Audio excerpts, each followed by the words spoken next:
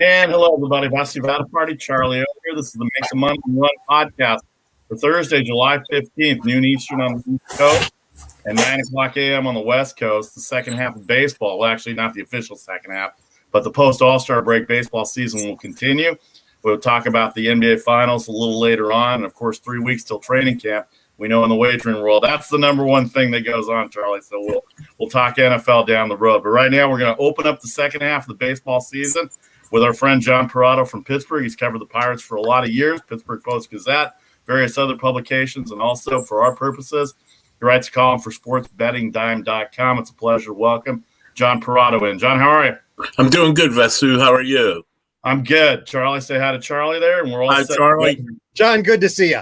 Good seeing you. All right, let's get with it right now. Let's start off with Major League Baseball. First of all, let me get your just overall thoughts on how the first half of the year went. Overall in baseball, just a general way of looking at it. Surprised by some teams, disappointed by others, and kind of just take it from there here for the next couple of seconds. Yeah, I'd have to say it's been an interesting season so far. They're on the West Coast, San Francisco Giants. Obviously, I think a big surprise. I think people thought, they would have a decent team. They almost made the expanded playoffs last year, but I don't think anybody really, probably even the Giants themselves, thought they would have the best record in baseball here coming out of the All-Star break. So to me, they're the big surprise team as far as pleasant surprises. And as far as teams that aren't, you got to look at the Yankees with all the loading up they have on their roster. Not to be in the playoff picture right now, as far as if they wouldn't be in the playoffs today. They're being 4.5 out in the wild card and 10 out in the division. And I guess the Minnesota Twins, who won the American League Central each of the last 2 years, and certainly looked like them and the White Sox were going to be the two teams to beat in the American League Central this year. And the Twins are 15 games out at the All-Star break. So, it's been an interesting season between pine tar, or sticky stuff, I should say, spider tack, not pine tar, and all the other things going on. Shohei Ohtani tearing up the American League and being a two-way player. It's been an interesting first half, and should be an interesting second half as well. Go ahead, Charlie. John, you talk about sticky stuff, and that's been an interesting story.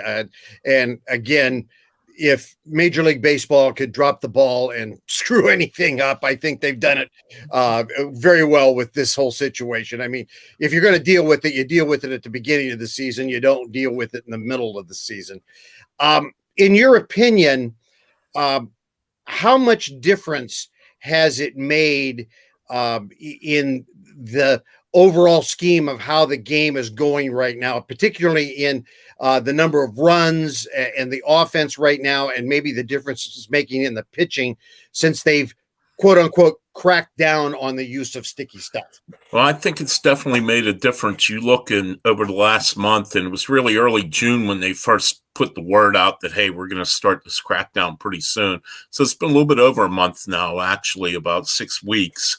And the offensive numbers are up, but still not huge offensive numbers, but the batting average is up. Runs scored are up, strikeouts are down, walks are down, and that's what baseball wanted. They wanted more action in the game, but I agree with you. The way they went about it's strange. Why wait to the middle of the season and change horses in the midstream? It just made no sense to me. And I know that the pitchers I've talked to, and it's a little harder now because we don't have access to the clubhouse under the COVID protocols and what have you. So it's kind of just short conversations with some pitchers when they're coming either out for batting practice or coming off the field. They're not really upset that they're cracking down on this per se, the spider tack and all the other sticky substances. They just wish, like you said, Charlie, it should have been at the beginning of the season, so they'd had spring training to get used to pitching without it, and they would have been in no pressure situations for a month where they could have got used to it. And that's the part they're upset about. Not so much that they can't use this anymore, because by rules they should never have been allowed to use it under baseball rules. But if you are going to crack down, they just don't understand why they waited to June to do it. I found that talking to some pitchers out here on the West Coast, Bill Lasky does radio out here for the Giants on KMBR out here in San Francisco, that he said the cheaters are going to cheat no matter what anyway, and he said it didn't matter when they did it. But I agree with you from the standpoint of protocol. I think it would have been better to have everybody be able to adjust because it's like it is midstream, and I think it was bad look for baseball. The commissioner, it seems like in his tenure right now, first of all, he doesn't get a lot of great publicity to begin with. A lot of that is his own deal. But yes, it is. But he's very reactive. And if you look at the other commissioners of other sports, even hockey, that doesn't get a lot of press as far as domestically in the U.S. anyway. That he's very reactive, and I'm not sure that he's getting great advice from that standpoint. So, what do you think about the commissioner's statement the other day at the State of the Baseball address about by the way, I'm in favor of it. No more 7-inning doubleheaders. No more runner at second and extra innings. That's what they're looking for, and that's what part of the deal is in the collective bargaining agreement that he wants to come out in December with for 2022, John. I have mixed emotions. I'm a traditionalist, and originally when they were going with the runner on second rule in extra innings, I was vehemently opposed to it last year. But now that I've seen some games in person and and even more on television, I kind of like that rule. It kind of adds a little something to the game. And I really hate to admit it, the traditionalist in me inside hates me for saying this to you guys, but I kind of like it. But I also don't have a problem with them eliminating it. It doesn't upset me that if they go back to the way it was. The 7 innings, as a baseball writer, as somebody who's on deadline and somebody who already spends a lot of time at the ballpark, the shorter the game, the better it is for all of us.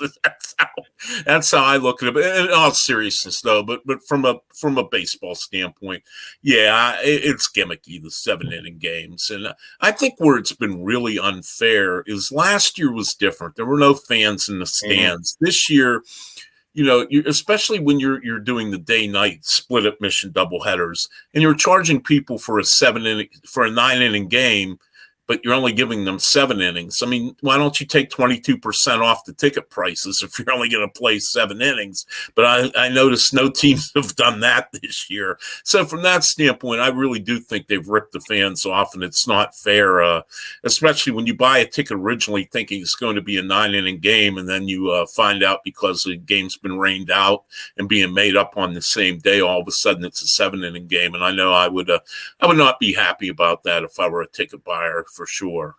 Charlie, you know who else is unhappy about that based on the couple of games I've had? We've talked about this before. 7-inning games for the networks that are paying all that money, that are getting 2 innings shorted for the networks. I've had to work 2 7-inning games this year that are not 9-inning games that the network pays for, and it does not work out very well for the networks, and especially the sales guys at the network, Charlie. Well, absolutely. I mean, because we're in the broadcast world, we understand commercial availability. And they've already taken 30 seconds every inning away from the networks several years ago. And so commercial availability is important because baseball wants more money every contract for the rights to show their games. And when you take away the opportunity to have more commercials in those games, of course the networks are upset. And I think that is probably the driving factor behind the idea of no more 7-inning doubleheaders, because in some ways the 7-inning games are kind of exciting in the fact that it cuts it down, it makes everything go. You've got to drive, you've got to pursue runs a little faster. I mean, Vasu, you and I remember when we used to have those games in the minor leagues, when we would call those games. They were always exciting because you had to jump out there and get something going, and you had to get it going now. So from that perspective, from a fan perspective, in watching the game, they were exciting. From a network perspective, when you're trying to pay all of those millions for the right to show those games, you're not happy. And advertising money and rights money drive the engine. So that's what's happening there. All right, let's get to it, John. Talking about baseball here, getting back to the second half. I guess not officially the second half, but post All-Star break, second half. Let's start out in your division, the National League Central. We'll leave the Pirates out, obviously, for purposes. We don't want to get you upset here, John. But how about the Cincinnati Reds are becoming a very dangerous club. I thought they were going to be good at the beginning of the year. I know the pitching staff has always had question marks, but offensively they're really good. Right now they won 3 straight over Milwaukee. They're 4 games back. The Cubs and Brewers were tied 3 weeks ago going into a Monday show that we did. They were tied for first place, and everybody thought the Cubs were going to be buyers instead of sellers. So let's talk about the NL Central, about buying and selling. I'm not sold on Milwaukee's offense. Their 3 starting pitchers are really good, and Josh Hader closing out the bullpen in the 9th inning, and Devin Williams in the 8th has been really good. Do they have enough to win the division, or is Cincinnati going to be able to catch them? And what about St. Louis? And obviously Chicago probably are going to be sellers now after that 13 out of 15 losing streak that they've had. Yeah, I think I still think the Brewers have the leg up in this division. I mean, the Reds, like you said, they sliced 3 games off that lead in 3 days to end the first half, but they're going to have to win this series too. To the 3 games in Cincinnati starting Friday night, and that's going to really tell the tale. I'm with you on the Brewers. I don't like their offense either, but I think their pitching is so good, and I think the division is not that great that I think they can win now. And the one thing they do have in their favor is, I think Craig Counsell is perhaps the most underrated manager in baseball. This guy always gets the most out of his talent. You look at what some of these players have done over the time that he has been the manager in Milwaukee, and you say, well, this guy's like a bit player, and he'll end up hitting 22 home runs for the Brewers in a year or something. And he really has a knack for when to play guys, how to get the most out of them. And there aren't a lot of managers that are really, truly master at that, and he is. I like the Reds, but I wonder if that bullpen, and I know the bullpen has pitched better lately, I just wonder if that bullpen, unless they go out and get a couple of arms for the bullpen here at the trade deadline, I really wonder if the Reds can win that division with the bullpen they have. As far as the other teams in the division, I think the Cubs are done. I think we're going to see them sell everybody off here in the next couple of weeks. The Cardinals, they're not going to go into teardown. They still think they can win, but boy, I just think they need at least one more starting pitcher, and to me, they need an outfielder that can hit to have any chance to make up ground in this division. So I think the Brewers are still in good shape, but boy, the Reds have certainly put some pressure on them in a hurry, because it looked like a week and a half ago the Brewers were ready just to blow out everybody and just run away with the division. So be interesting 3 days in Cincinnati, and that's their last time in Cincinnati this year. And after that, the Reds only have 3 more games with the Brewers in Milwaukee, so they don't have too many head-to-head meetings left. So this is a very urgent series, and I know it's still July, but this is really really big series for the Reds if they're going to win the division. They need to win this series this weekend. Go ahead, Charlie. And how screwed up is Major League Baseball scheduling when you only have 3 games left in the division after that, and we're in July. John, let's talk about that Central for a second. Milwaukee made a move before the All-Star game, which I thought was telling to me. They got Rudy Tellez from Toronto, who had been sent down to their AAA club, and I happen to know a lot about him because he's a local kid from here in the Sac area.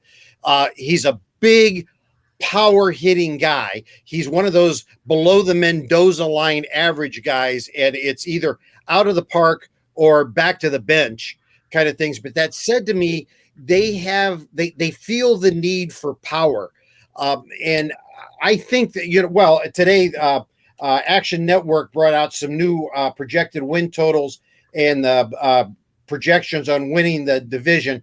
They're projecting them at almost 92 wins. They're giving them an 80.7% projection to win the division.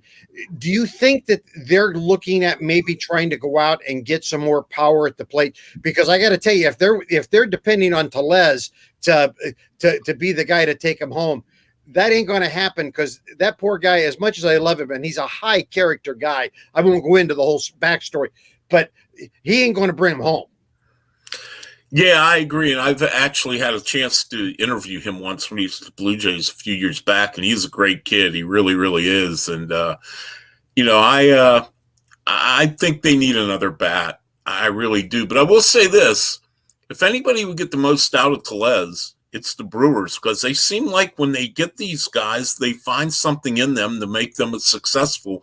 But I don't think he's going to carry them. But they did get Willie Adames in May, and he has been a big contributing factor as a shortstop. And I'll be honest, for as much hype as he had coming up through the minor leagues, what he did in Tampa Bay for 4 years, I thought, well, this guy was just really overrated, but he's really turned the corner in Milwaukee. But yeah, the Brewers definitely need another bat, and I think they know it. And I think, David Stearns has done a really good job kind of under the radar, like Craig Counsell, their vice president of baseball operations. And I think they'll do what they can to bolster that team, because one thing they do, even though they're a very small market, the second smallest market, and it's funny that you should point this out, Milwaukee and Cincinnati, the two smallest markets in all of Major League Baseball, and they're fighting it out for the division title right now. And Milwaukee, the one thing Mark Antanasio, the owner, will do, he will spend when they have a chance to win. He'll give the baseball operations people the go ahead to write a check. So that won't be an impediment for the Brewers for sure. If they feel they can add a big ticket guy to push them over the top, they might just go and do it if they can. Our guest, John Perrotto. This is the Make the Money and Run podcast. Vasu Vaddiparty, Charlie O. We're here every Mondays, Thursdays, and Fridays. John of the Pittsburgh beat writer for a long time, and also sportsbettingdime.com. All right. By the way, you mentioned something about the Zoom and the how's 2021 going for you as far as beat writing go? You're still not allowed. I mean, I think they're letting reporters out here in California on the field. I don't know what it's like in Pennsylvania for you. How's 2021 been as far as probably better than 2020, but it's still being held back a little bbit? Yeah, we've been allowed on the field for batting practice, which helps some, but we are able to catch guys as we can as they come on, in and out of the dugout for batting practice. So it's helped a little bit, but it's still not the same as being in the clubhouse and having a chance to really talk to different players. Everything's kind of rushed. They're either going out to batting practice or they want to get back into the clubhouse to get ready for the game. So, they'll do it and they'll be polite about it. But you could tell they prefer not to do it that close to game time. So yeah, it's not been the same, and we're very hopeful that in the Baseball Writers Association that we may have full clubhouse access sometime before the end of the season, and certainly next year to have the media back in the clubhouse. So, you make do, but it's better than the Zoom calls, which everybody's getting the same thing. And if you ask a question, everybody else is there to hear what your question is too. And when you're covering baseball and you're covering it day after day after day, you don't want to write the same thing as everyone else every day. You want to have something different, and it makes it hard to do, though. Like I said, it has helped a little bit to be able to talk to guys face to face here for, I guess, probably about almost a month now since we've been able to do that. All right, let's close out the National League here. The National League East, obviously, Ronald Acuna Jr. out for the year seriously hurts the Braves' chances. The Mets in first place. I don't think they still hit enough. Alonso was great in the All-Star Derby, the home run derby, but his average still down a little bit, and they probably need another bat. Their bullpen has been soft a little bit. Can't figure out the Phillies, all that talent. Their bullpen's not very good either. Washington Nationals were going to make a move, and then the Giants got them over the weekend. And Miami, 9 games back, but they don't hit enough, and I don't think anybody sees them seriously. What do you think about the NL West? And then I'll let you take the NL West after that. I'm still not sold on the Padres. Charlie and I argue about this every week. I was not sold on the Padres even in March. I think they throw the ball around too much. I don't think they have enough hitting in the outfield. They paid $670 to get one win in a wild card. Maybe I'm a Dodgers fan. Maybe I'm saying that out loud. For Machado and Tatis to get one win in the wild card and then end up losing in the division series. We know Colorado and Arizona, but LA injuries. And I'm a fan of the Dodgers. I grew up in Southern California. Injuries in depth. No Bauer for whatever reason. That's not our show to talk about that stuff. But Clayton Kershaw on the IL.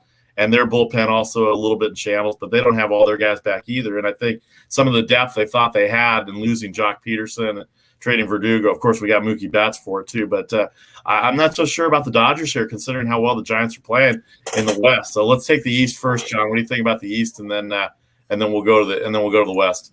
I'm not a big fan of any of the teams in the East, to be honest with you. I know the Mets are in control here, 4 games up, but I'm not sold that the Mets are a great team. It'll be interesting. They'll be here in Pittsburgh starting tomorrow for 3 games. It'll be my first chance to see them live this season. But the other 4 teams in the division, I just don't see it. I think the Nats potentially could get hot and win that division, but every time that they play well for a week or two, then they turn around and play terrible for a week or two.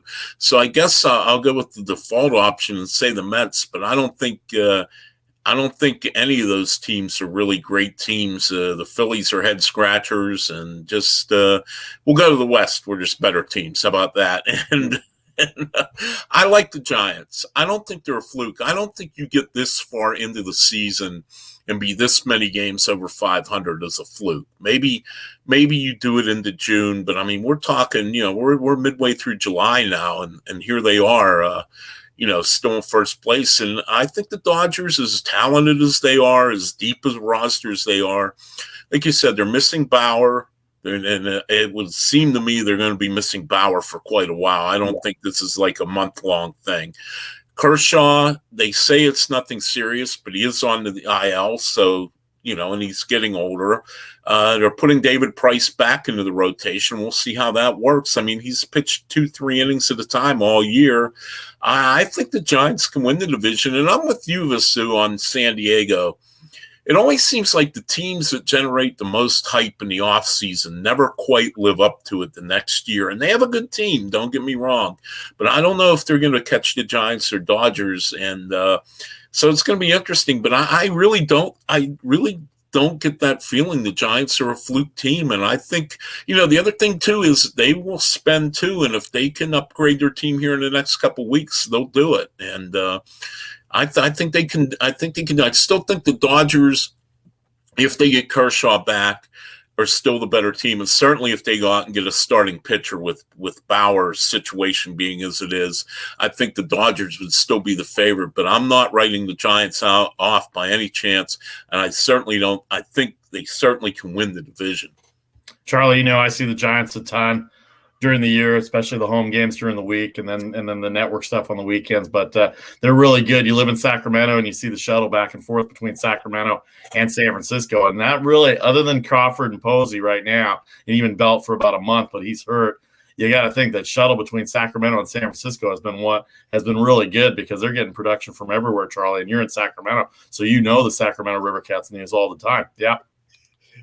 One of the things that I think is a real part of this whole Giants resurgence is that during the time when they were winning the World Series, there was a big neglect of the whole minor league system. And if there was a real negative to the whole Sabian regime, was the fact that they really neglected for a long time the minor leagues.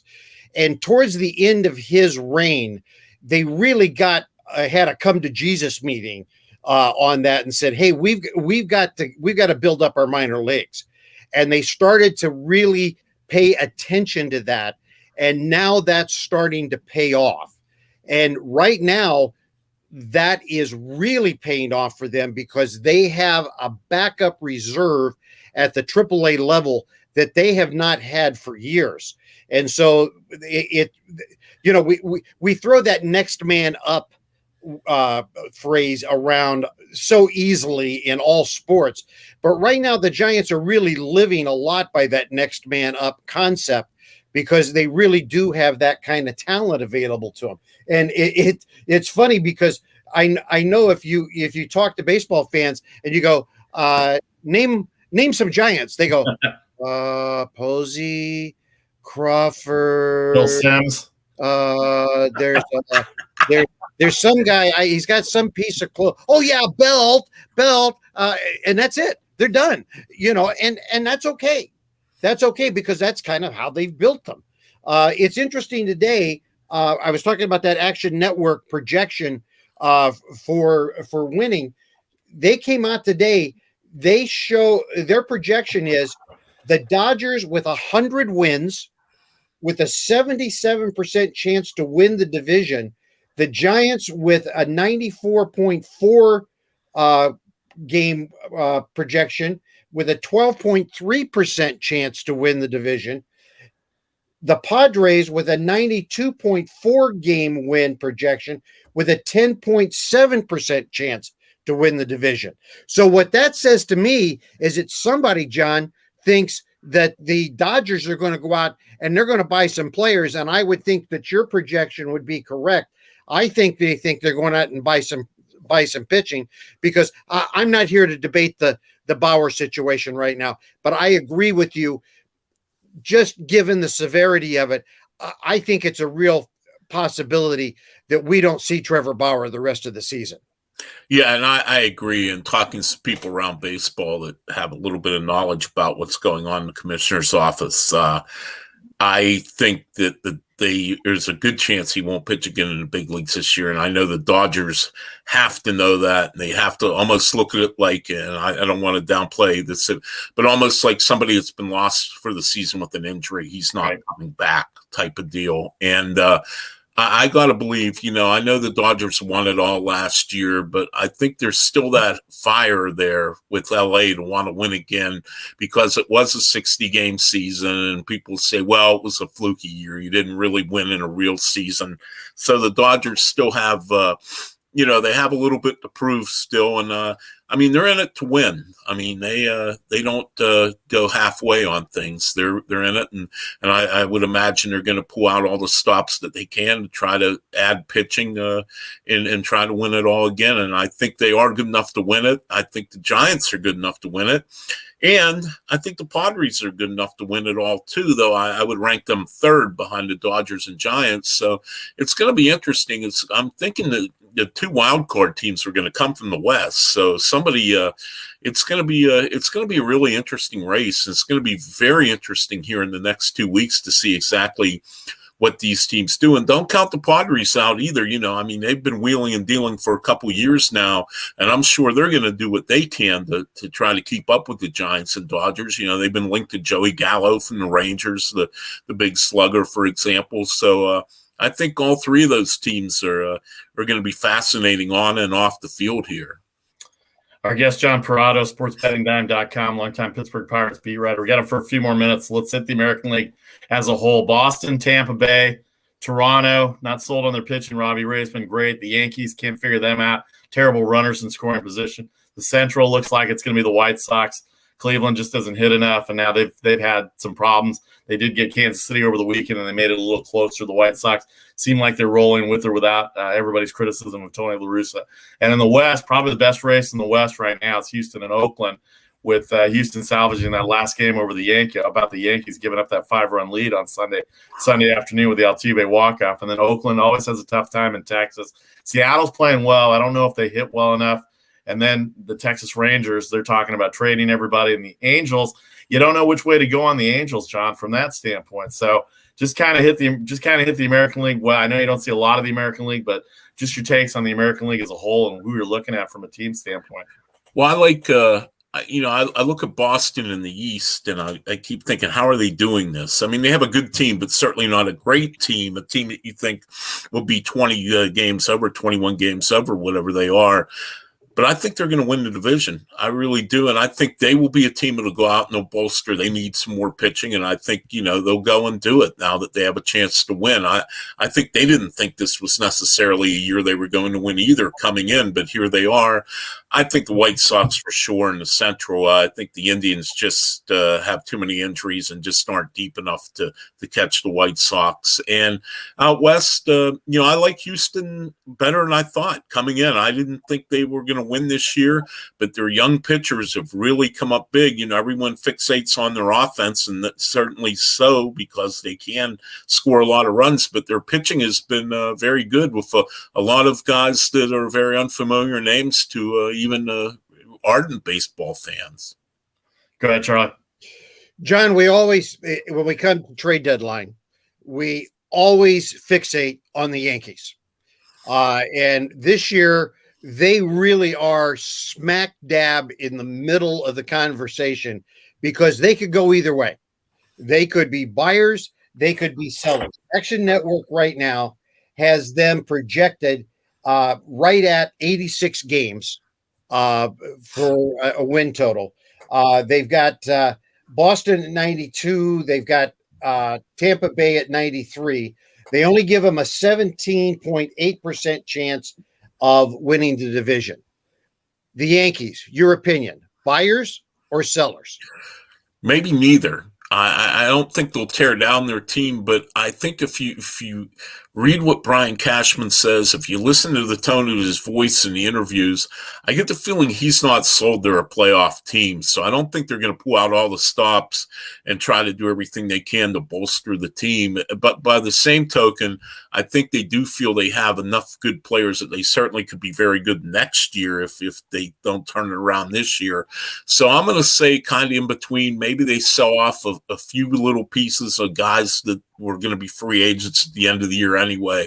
But I think they may do a little bit of nothing and just hope that they somehow can win with what they have. And if not, try it again next year. But I get the feeling they don't feel they're that good. John, let me ask you one question about the Yankees. Will Cashman and Boone be back next season, or will one or both be gone?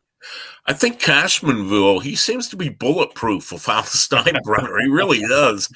And, I love Aaron Boone as a person. I've known Aaron going back to his playing days. We had a real good relationship when he was playing with the Reds, and I was a full-time beat guy on the Pirates then, and always a guy I would go talk to when the Reds were in town or the Pirates were in Cincinnati. And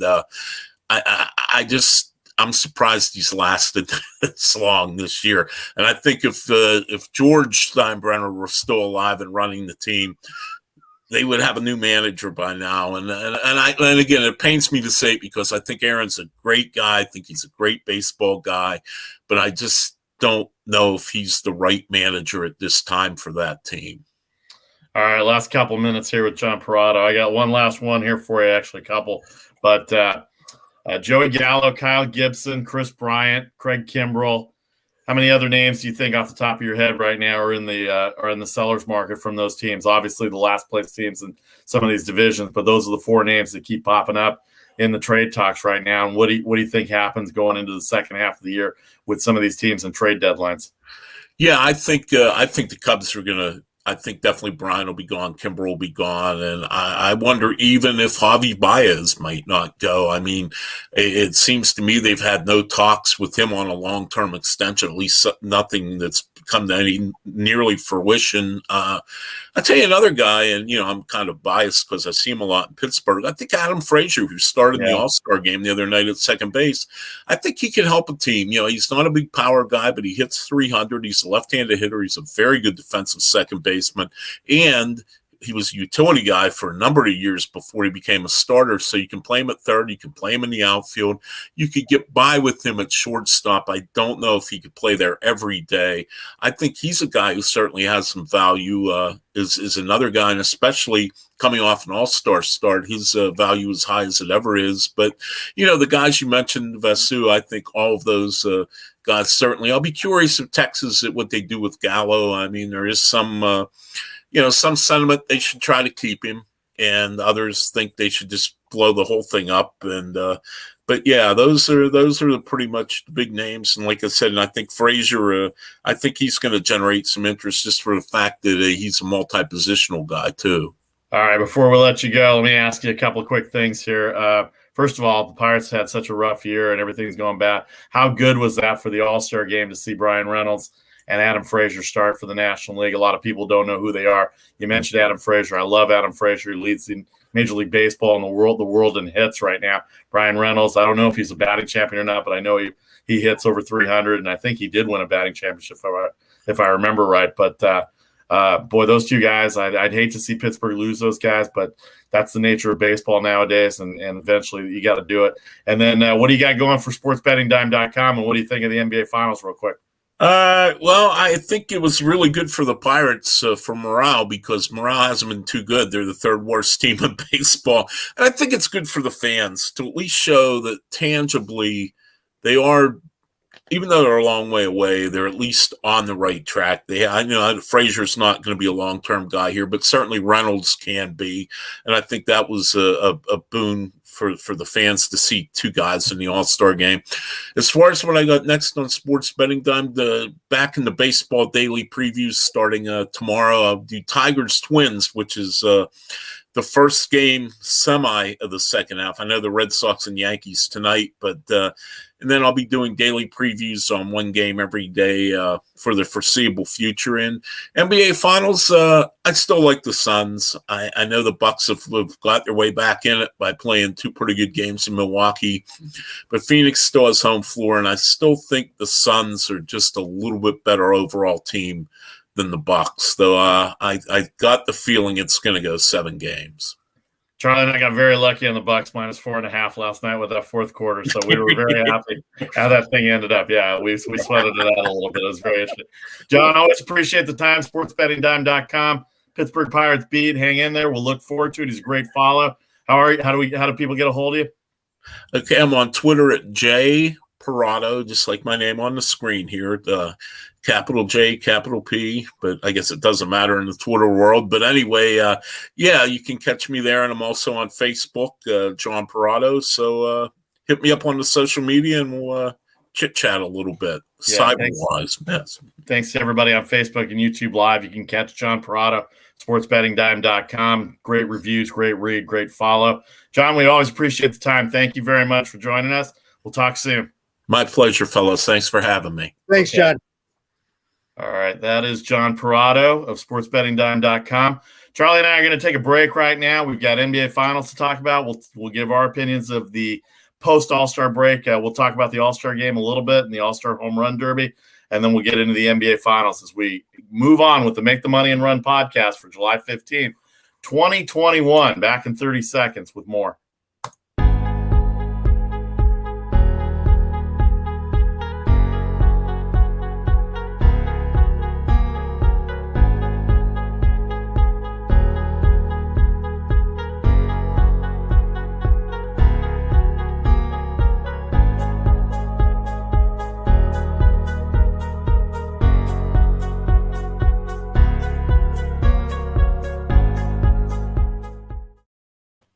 Charlie O, Vasu Vaddiparty here, the Make the Money and Run podcast for July 15th, 2021. We just had John Perrotto on of sportsbettingdime.com, longtime beat writer, now doing various other things as well too with Pittsburgh, with the Pittsburgh Pirates and various other Pittsburgh entities. He's a great follow on Twitter, JPERROTTO on Twitter, and you can catch him on Facebook. You can catch him through my page on Facebook, as well as Charlie and myself and Casey on our social media pages as well too. Thanks to everybody on Facebook.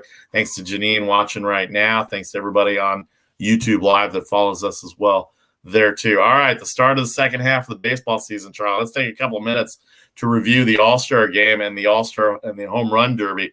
Trey Mancini, what a story Trey Mancini was, honestly. I mean, he had no chance against Alonso, and as it turned out, nobody really had a chance against Alonso. Obviously, everybody thought Ohtani was going to go in there and rake.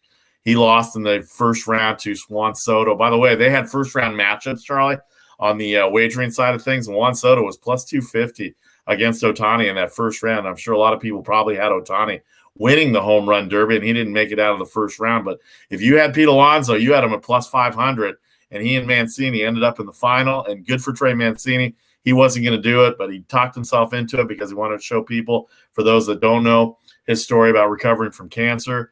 And Charlie, you're a cancer survivor too as well. So it's got to be happy to see a guy like Trey Mancini. We didn't even mention him. He's probably on the trade deadline too, with the way the Orioles are going. This year too. But what were your impressions of the Home Run Derby and the All-Star game? You know, the Home Run Derby may be the best contest of everything in any All-Star game anywhere. And I heard the best comment yesterday, and I think it was Freddie Coleman that made the comment on ESPN radio. And if it wasn't Freddie, whoever made this comment, I apologize for not being able to credit you.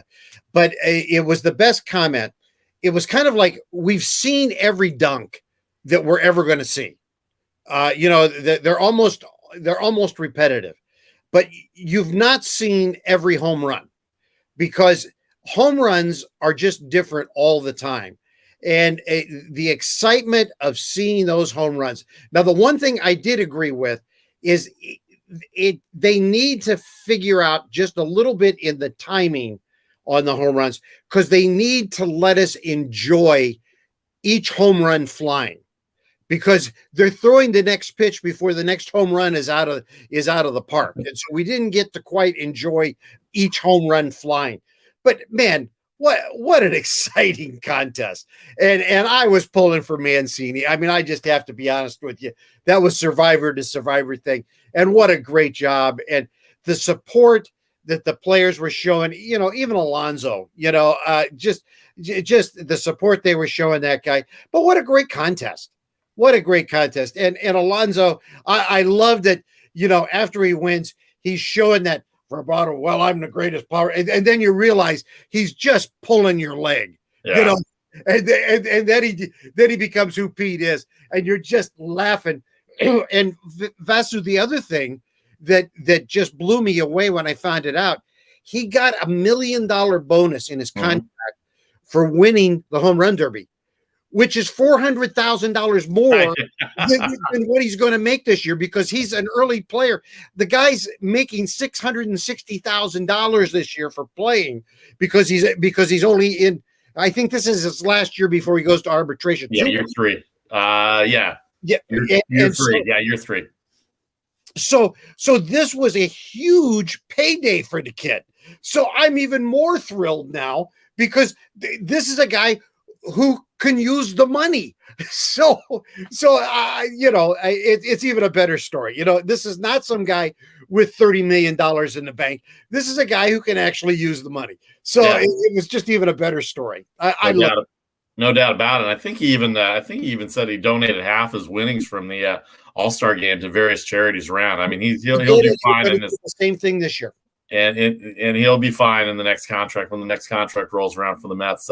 Just to give everybody an update on the recap of the home run derby, if you had Juan Soto in the first round, you won plus 210. Alonso won the whole thing. Salvador Perez hit 28 home runs in his first round matchup against Alonso, and he still lost by 7, 35-20.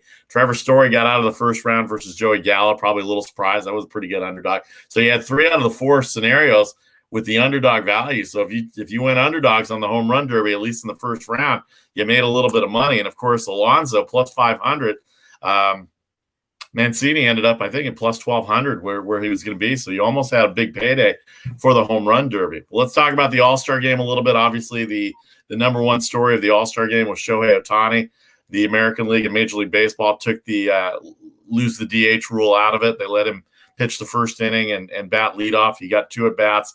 He didn't get a hit, but he did go 3 up, 3 down. He looked pretty impressive. Vladimir Guerrero had that monster home run in Colorado. Really a lot fewer runs than I thought. I thought 11 was going to be easy for the game, but it ended up 5-2. The National League couldn't hit. I think a lot of people were upset. Maybe if you had the game, first of all, wagering, hopefully it was only $20, and I understand why people would do it. There's nothing else to do it, because I did take the over in that game as well too. But you can't be too upset about how the game was played out. But a lot of people were getting upset about Chris Bryant swinging on 3-0 down 3 runs when it was 5-2, and I was like, "There's my over right there. If he hits it, he hits it, and if he doesn't, then it's probably going to stay under." But your take on Shohei Ohtani for the 2 days? And then, by the way, JT Realmuto and Mike Zunino, a catcher from each league, Zunino with Tampa Bay and Realmuto from Philadelphia. First time, I think, in about 30 years that a catcher from each side has hit a home run in the All-Star game, Charlie. Yeah. Well, first of all, Ohtani, great for baseball. Great for baseball. I mean, this is something that baseball's needed for a while. And this whole pitching, hitting, I mean, what a story. I mean, when you think about this has not happened since Babe Ruth. And that's just phenomenal. And really Babe Ruth stopped doing this relatively early in his career. So that the fact that he's doing this is so good for baseball. And I love it. I love it. Now, people are, well, he didn't do well in the home run contest. Oh, well, shut up. I mean, he's good for baseball. The fact that the catchers hit home runs, oh, that's great. I mean, Johnny Bench is one of my guys. So, I love being able to see that. I love being able to see good hitting catchers. I understand why a lot of catchers don't hit well. I mean, that's such a tough position. You try and shake the catcher's hand in August. Yeah, I mean, all 5 fingers. People don't understand how beat up those guys get. I umpired amateur baseball, and I know 2 things. I know how the umpires get beat up, and I really know how the catchers get beat up. And so I have a great appreciation for the physical toll that the game takes on it. So when I see a catcher hit a home run, I'm thrilled because it's such a tough position.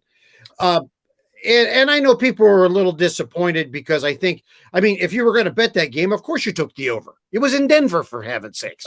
So, if you didn't take the over, I think you were ill when you placed your bet. Seriously, you were either drunk or ill, one of the two. So, who could have predicted that? I mean, that's where the ball bounces funny. And we all know that happens from time to time, but it was a great game. My favorite part of those games is when they mic the guys up. I mean, like, I loved it when they were talking to Tatis during that half inning and they were out there. Now, of course, that's not the real talk on the innings, but it's just fun. The only thing that I didn't like and I didn't think was fair, I think they should talk to the guys in the on deck circle. But poor Bogarts, they're talking to him at the plate while he's trying to concentrate on Scherzer pitching to him. Yeah, what about Liam Hendricks? Talking to Liam Hendricks on the mound when he's making a pitch. A pitch.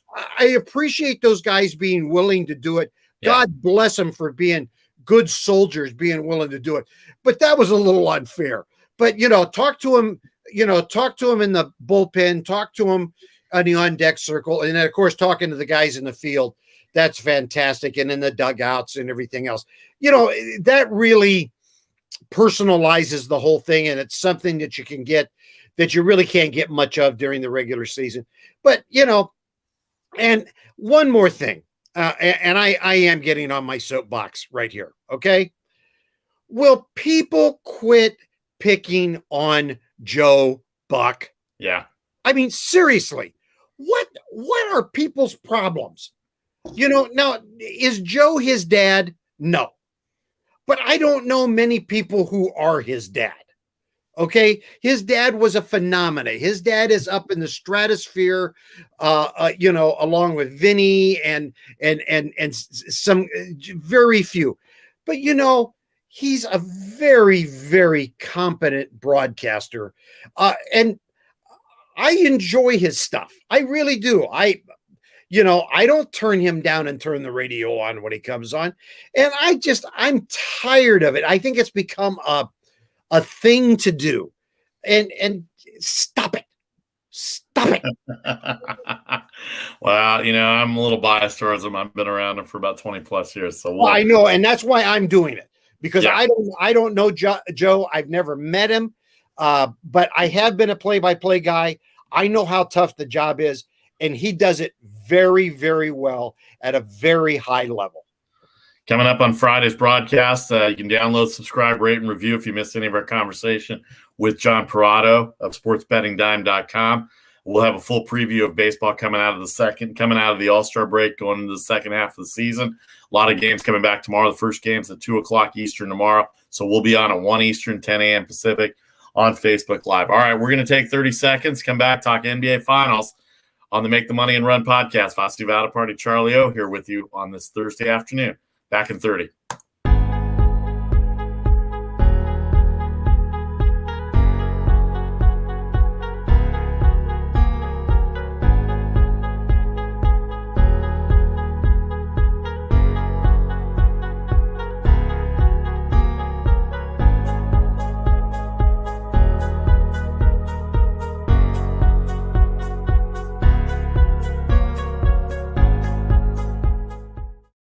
Welcome back to the Make the Money and Run podcast. Vasu Vaddiparty, Charlie O here. You can get us live on Facebook and on YouTube every Mondays at 3 Thursdays at noon, where we're at right now, and Fridays at 1 Eastern. Baseball season will resume tomorrow. One game tonight. We don't have a line on the game yet. The Yankees have not come out with a pitcher, but check our social media pages. If there is a game and we have a pick on it, we'll put it out there by 6 Eastern, and 3 o'clock because the game's at 7 o'clock. It is Boston at the New York Yankees tonight to open the season. What a shock that it's Red Sox Yankees. I know I'm sitting here on the West Coast, a little biased, but anyway, that's the way it goes. You get it. It's ESPN.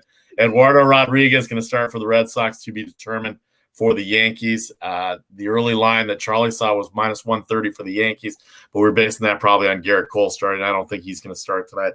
No. I bet Aaron Boone probably goes him back tomorrow. So if there's line out, and there will be, we'll get to you around 6 o'clock Eastern, and we'll put a pick out there for you if, in fact, we do like the game.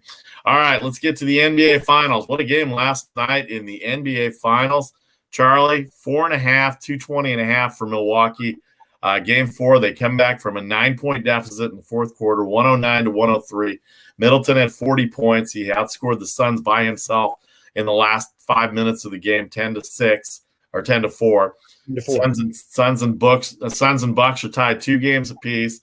33-21 in the fourth quarter for Milwaukee. The defense was outstanding. 7 of 19 shooting for Phoenix in the fourth quarter, 1 of 5 from threes. Milwaukee forced 5 Phoenix turnovers. Chris Paul, not the same. Not sure exactly what's going on with Chris Paul. And how about the refereeing? Devin Booker probably could have fouled out at least 3 times in that fourth quarter game. You look at some of the things that happened within the game. Milwaukee was down for most of the game. They had a couple of leads in the third quarter. Middleton, 40, great shooting night. Not really even a great shooting night. He got hot in the fourth quarter. Giannis had 26. Booker had 42 the third time. He's had 40-plus in the playoffs. He came off his bad game 3. Jay Crowder, the second highest leading scorer for Phoenix at 15. I hate to say Chris Paul was bad again, but he was bad. 10 points, 7 assists. But those 5 big turnovers, and DeAndre Ayton couldn't get a basket, especially in the second half. He did come down with 17 rebounds. And they were lucky to win that game. They were lucky to cover for us. Milwaukee was, despite the fact that Drew Holiday was only 4 of 20 from the field, Charlie. And Connaughton did come off the bench and did 3 big threes. And as they were getting down the stretch, of course, the fouling takes place, and you get the covers at the end based on the fouling and the free throws. But we were lucky to cover, Charlie, and the series tied at 2. Now it's a best of 3. Game 5 Saturday night on ABC, the early line, 9 Eastern, 6 o'clock Pacific on ABC. -4 for Phoenix, 218.5. What do you think the public opinion's doing right now? Are they switching back to Milwaukee to win the best of 3, Charlie? Because here's the thing. They have to have a road win. A series doesn't start until a team wins on the road. Milwaukee has to have at least one road win to win this because they've only got 3 games at home, and Phoenix has the 4 games if this thing stays to oil. Yeah, and I think the public will go with Milwaukee in this game coming on Saturday night, because I think everybody's going to climb on the train. Everybody that's the way public betting goes. They go with what's popular, and I think after what we saw in the game last night, everybody's going to go, woohoo! Okay, here they go. So and I think everybody needs to settle down. If you're a serious bettor, you need to settle down a little bit, breathe, take a look at some things, and then think things over. And we're going to do that, and we'll have some advice for you tomorrow. You were talking about Chris Paul. It was very interesting. One of my favorite analysts, and folks, if you haven't listened to her, you really do need to listen to her, because this woman knows basketball. Doris Burke is doing part of the color commentary on the ESPN radio broadcast, and then she's also always on afterwards on ESPN TV on their post game commentary. And one of the things she talked about last night, Vasu, is she said the thing she noticed about Chris Paul last night is a lot of time he was getting the ball, he was going up in the air, coming off his feet, and he had no plan. And she said that's very unusual for him, that he's the kind of player that when he leaves his feet, he knows what he's going to do. And she said it's very seldom in his career that she's ever seen him in that kind of situation where he's leaving his feet and you can see that he doesn't know what he's going to do. And she said she thinks that he was just tired, that, and we forget that there was a short break in between the seasons, And we're long into this season. I mean, it's July, people. Normally the finals would be over. The finals normally would be over in June. So, and the guy's 36 years old. I mean, come on. There's issues there. Now, is he toasted for the rest of the season? No. But, having situations like this, being on the road, all those kind of things, they can affect you. So I think it was an off game. Do I think he'll have an off game on Saturday night? No, not necessarily. In fact, I think it could well be a bounce back game for him. I think this game coming up on Saturday, this game 5 on Saturday night is critical for Milwaukee, because I think this is their must-win game. Because you're right, they've got to win one of these games on the road. If they do not win this game on Saturday night, I think we still could go 7, but I think that is where the bell tolls for the Bucks, because I think for them to stay in the series and have a chance to win it, I think they've got to win on Saturday night. Boy, I hate to say a veteran like Chris Paul who's been through the wars, but he's never been to an NBA Finals. He's been the talk of these finals, and I think that probably might have something to do with it. And of course, the shortened season and the lack of a break probably have a lot to do with it. But boy, I would hate to think that the moment is becoming too big for a guy like Chris Paul. It seems like it, because there are turnovers that he's making, that he's having, that normally would not happen to a guy like that, especially a guy that doesn't turn the ball over. I mean, 5 turnovers in the fourth quarter by the Phoenix Suns themselves. Booker was great. They relied on him too much. Ayton didn't give him anything. But they're going to go back to Phoenix for Game 6, Charlie, before we close this out. They got to get a better game out of Drew Holiday. Middleton cannot score 40 on 32 shots or whatever, how many shots he took. And then Brook Lopez has to be able to protect the rim, because Phoenix has had great success in the desert. And I think their momentum going back home, figuring that they've got the home court advantage, will give them a leg up, and that's why the line's at 4. It hasn't gone up yet. I'll be interested to see what the Sharps think come tomorrow, and we'll talk a lot about it tomorrow as well too. But Charlie, the last couple of minutes here, I mean, what was your takeaway from game 4 in terms of Milwaukee? They looked terrible for 2.5 quarters, and then they finally got it going in the third and fourth quarter, and a lot of that had to do with Middleton getting hot. And you can't rely on Giannis to score, but he plays great defense. That block was unbelievable, and the way they set that up was the way that I think most people thought it was going to be. It was going to be a close game, and it sure was a close game, and it went by way of the Milwaukee Bucks. Vasu, I'm a big assist to turnover ratio guy. Okay, Milwaukee, 22 assists, 5 turnovers. Phoenix, 18 assists, 17 turnovers. Bang. There's your game. The difference. There you go. There's your game right there. And when you take care of the basketball, you give yourself a chance to win. The Bucks took care of the basketball. Then they got it to Middleton, who did his thing, and it was phenomenal. Then they got that momentum of that phenomenal block of when Booker made that pass to Ayton, and Ayton had that what looked like for sure layup, and out of nowhere comes Giannis, and I think that just gave them that uplift that they needed to win that game. Our thanks to John Perrotto, sportsbettingdime.com, Pittsburgh Post-Gazette. He covers the Pittsburgh Pirates, a beat writer for them on a part-time basis, but the sportsbettingdime.com is where you can find him on Facebook, social media. He's a great follow. He'll have daily baseball previews coming up on sportsbetting.com, sportsbettingdime.com as well. We'll be back tomorrow at 1 Eastern, 10 a.m. Pacific for our Friday version, a preview of the entire weekend. Major League Baseball gets going again with one game today and a full schedule tomorrow, including 2 doubleheaders that are going to start early in the morning. So we got afternoon baseball tomorrow, which I love because it gives us more opportunity to watch baseball in the afternoon. All right. He's Charlie O. I'm Vasu Vaddiparty. This is the Make the Money and Run podcast. Thanks to everybody on Facebook Live, YouTube Live. If you miss any of it, any of the broadcasts, you can download, subscribe, rate, and review.